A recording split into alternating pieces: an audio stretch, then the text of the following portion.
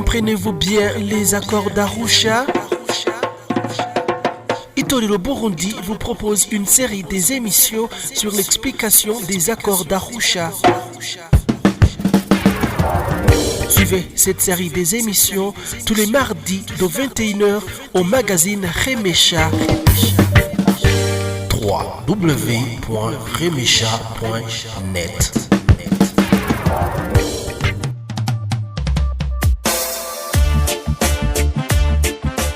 Nous sommes mardi 14 juin 2022. Bonsoir et bienvenue à ce nouveau numéro de notre programme sur les accords d'Arusha, une émission d'Itorero Burundi produite par Remesha Magazine et présentée par moi, Franck Espoir Ndizeye.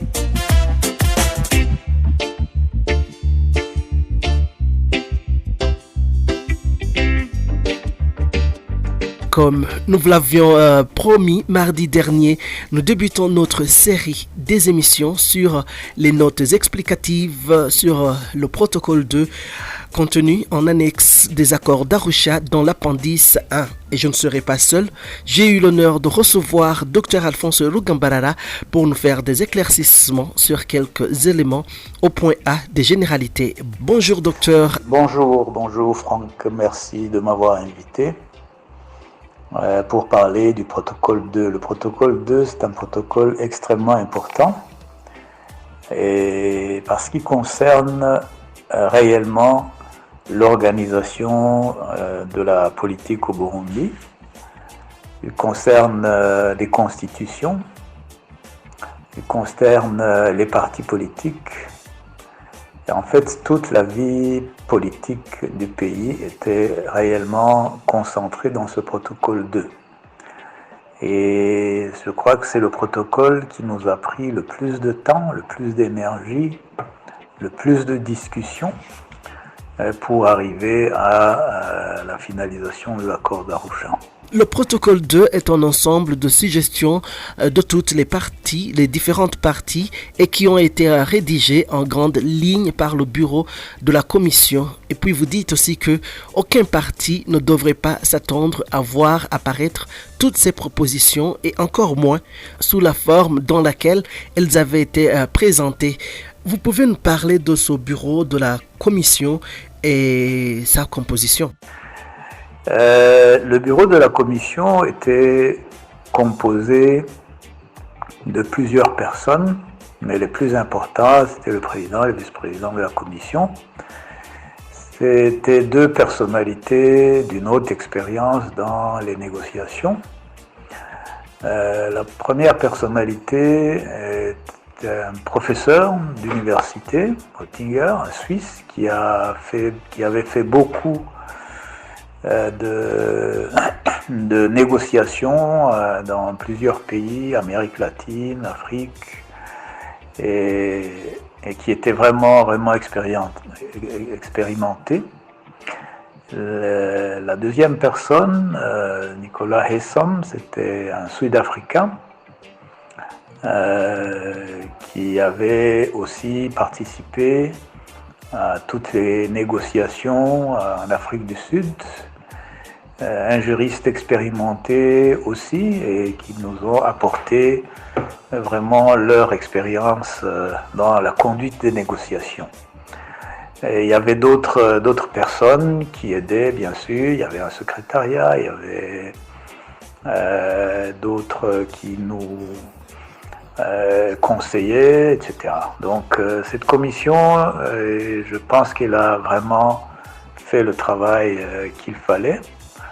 Elle n'a rien imposé, elle a pris la patience de nous écouter, de faire des propositions, d'en discuter avec nous, de montrer là où par exemple juridiquement ça ne pouvait pas marcher, etc. Donc ils nous ont vraiment aidés. Pourquoi est-ce que toutes les propositions ne devraient pas être rédigées comme une partie donne des propositions qu'elle juge importantes pour le pays? Et puis, est-ce que cela n'a pas créé des polémiques? Pourquoi toutes les propositions ne devraient pas être rédigées? Est-ce que cela n'a pas créé des polémiques? Il faut d'abord vous situer dans l'optique des négociations. L'optique des négociations, ça veut dire que chaque personne vient avec ses propositions. On s'est mis d'accord qu'on veut la paix, donc si on veut la paix, on ne reste pas coincé sur ces propositions. Il y a bien sûr des propositions que vous jugez capitales et que vous n'acceptez pas qu'elles soient négociées. On peut les remettre à plus tard ou prendre d'autres dispositions. Mais les négociations, le principe est celui-là. On prend un côté, on prend un autre côté, on cherche le juste milieu. C'est ainsi qu'au bout de l'accord, vous ne pouvez pas avoir intégralement toutes les propositions d'une partie ou ou d'un groupe, non. C'est vraiment la mise en commun de différentes propositions. Et c'est pour ça que bien, votre question devrait être répondue du fait que la procédure des négociations doit se faire ainsi. Il y a des propositions, la médiation ou ceux qui sont chargés de nous aider dans les négociations retravaillent toutes ces propositions et puis amènent une proposition qui peut nous satisfaire et on passe plusieurs journées même sur un article tout simplement. C'est ça le principe des négociations. Les polémiques, ils ne manqueront pas, mais dans l'optique de l'accord d'Arusha, nous avons mis en avant que si on déclare la paix, ça veut dire que tout ce sur quoi nous ne sommes pas entendus à ce moment-là, nous devons continuer à les négocier, notamment dans les institutions. Donc, on ne ferme rien, on ne bloque rien. Les discussions peuvent continuer du moment qu'on a l'esprit orienté vers la paix et la réconciliation. C'est quand cet esprit-là manque que tout part en l'air et la guerre continue. Et malheureusement, c'est ce qui est arrivé.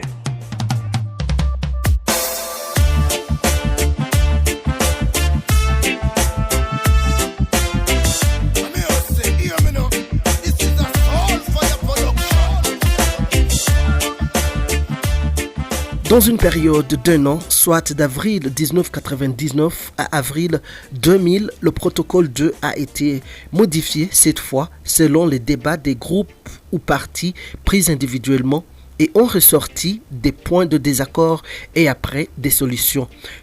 Quels sont les points qui ont été à l'origine de ces modifications et de ces désaccords?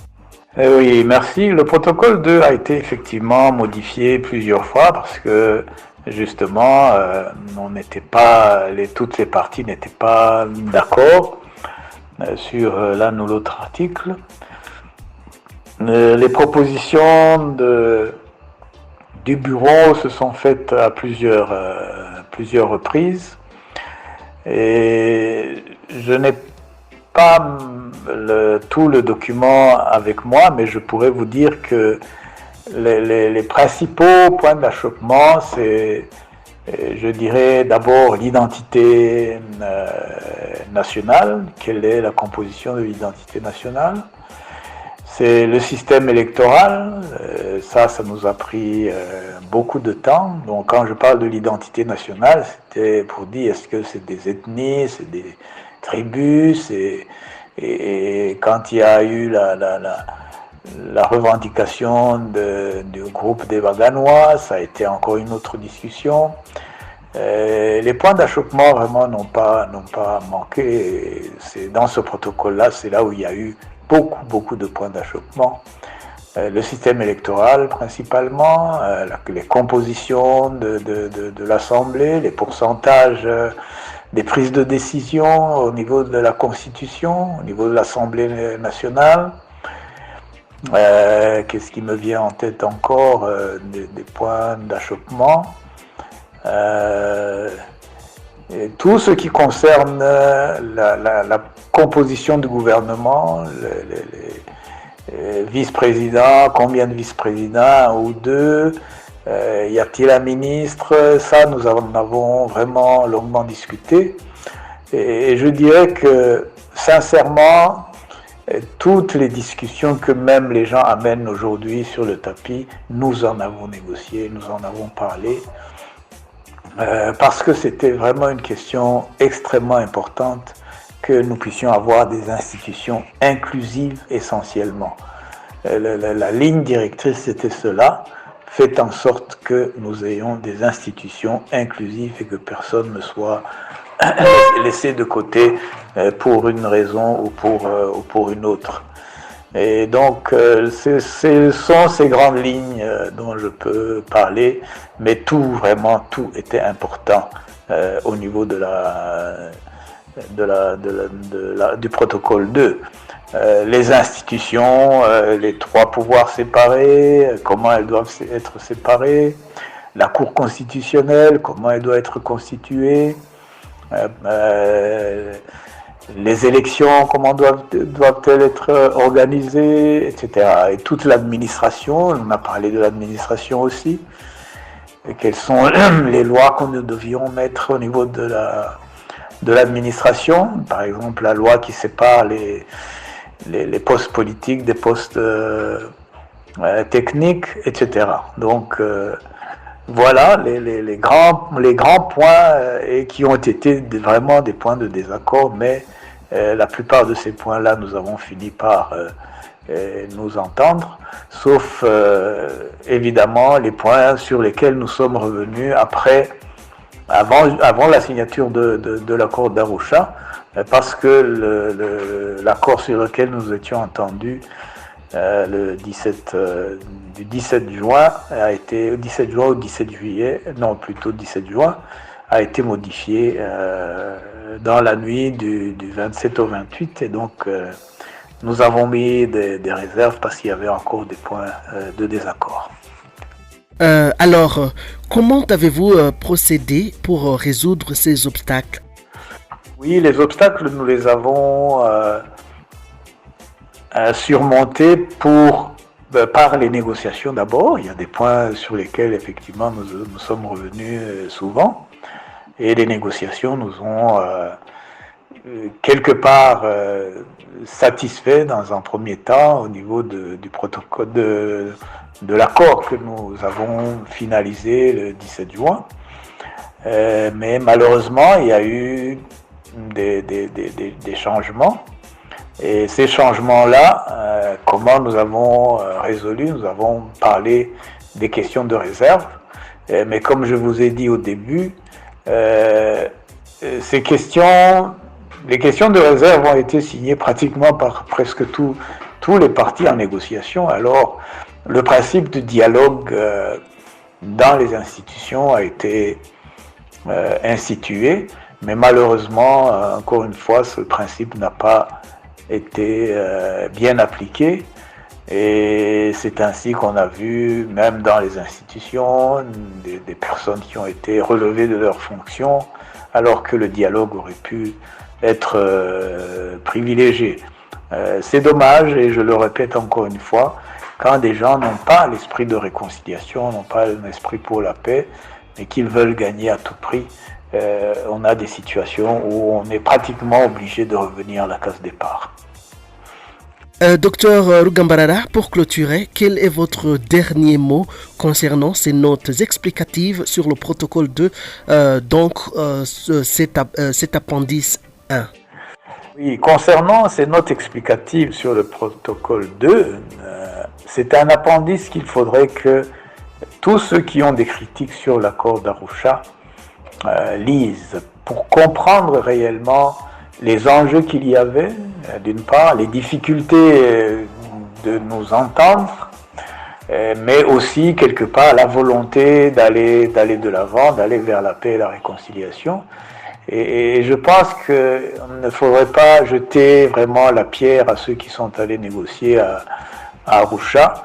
Ils ont fait ce qu'ils pouvaient dans le contexte qu'il y avait, mais l'essentiel était pour que on arrive vraiment à la paix et que les armes se taisent et qu'on fasse la place au dialogue et à la construction de notre pays.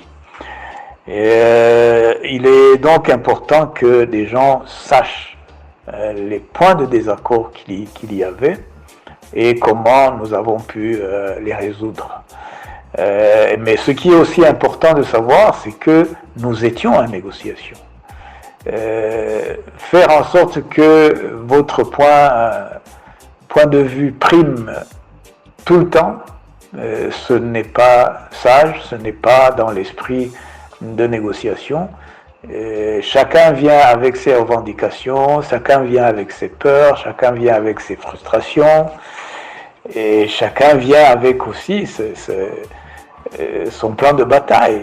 Il faut pas négliger tout ça. Donc je pense qu'il faut quelque part rester indulgent et peut-être voir dans ces appendices ce qu'il aurait fallu mettre et continuer à le mettre devant pour que les Barundis continuent à dialoguer jusqu'à ce qu'il y ait réellement une paix pérenne avec des personnes bienveillantes pour leur population et qui veulent vraiment la paix et l'entente au Burundi. Rien n'est difficile, franchement, s'il y a cet esprit de réconciliation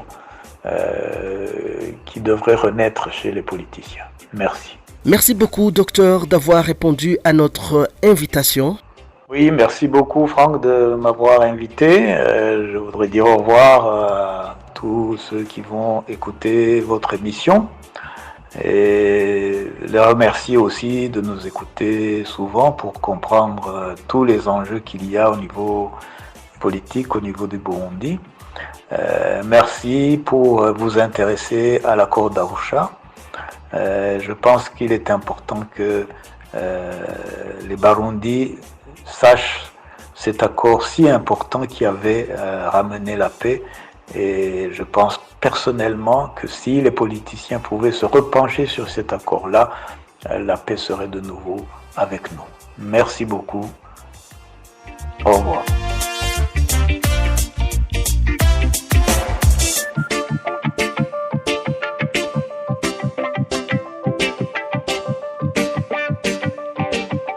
Je vous remercie de nous avoir prêté une oreille attentive. Je vous rappelle que vous pouvez retrouver cette série des émissions sur le www.remesha.net, sur le www.itorero.org, mais aussi sur tous les comptes des réseaux sociaux d'Itorero Burundi, sur YouTube et Facebook. Vous tapez Itorero Burundi et Twitter, vous tapez Itorero B. Si vous avez une suggestion ou une question, n'hésitez pas de nous texter sur notre WhatsApp plus 358 46 89 67 69 5. Je salue cette superbe collabo du groupe Itorero Burundi pour la préparation de l'émission. Franck Espoir Ndizeye qui vous présentait cette émission. Je vous dis ciao, à la prochaine. Comprenez-vous bien les accords d'Arusha?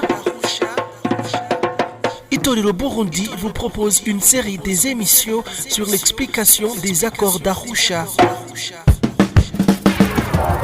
Suivez cette série des émissions tous les mardis de 21h au magazine Remesha. www.remesha.net